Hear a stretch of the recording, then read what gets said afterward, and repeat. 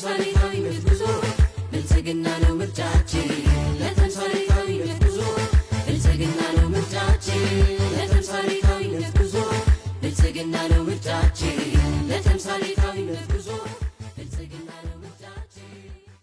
መላ ኢትዮጵያውያን ለብዙ ጉትጎታዎች ጫናዎች የምርጫ ሂደቱን ለማጠልሸት አይቻልም በምርጫ የሽግግር መንግስት ነው ወይም ሌላ ችግሮችን በማውራት የምርጫ ሂደቱ እንዳይሳካ በባንዳነት ለሌሎች አካላት ድልድይ ሆነው በማገልገል ብዙ ጫናዎች ሊፈጥሩባችሁ በተለያየ መንገድ ቢጎተጉቷችሁም ጆሮ ዳባ ልበስ ብላችሁ ለሰላማዊ ሂደት ዋጋ ሰጥታችሁ በመመዝገብ በመላው ኢትዮጵያ 57 ሚሊዮን በላይ መራጮች ተመዝግበው ጠላትን አሳፍረዋልና እንኳን ደስ ያላችሁ።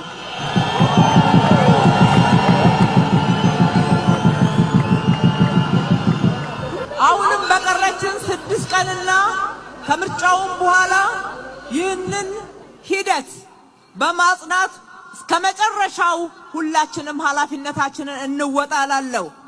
እስካሁን ሐሳባችንን እየገለጽን ተከራክረናል፣ በሐሳብ ሞግተናል፣ ህዝባችን አዳምጦናል። ከዚህ በኋላ ህዝባችን ጥሩ ዳኛ እንደሆነ አምነን እንዲወስን በጽናት እንጠብቀው።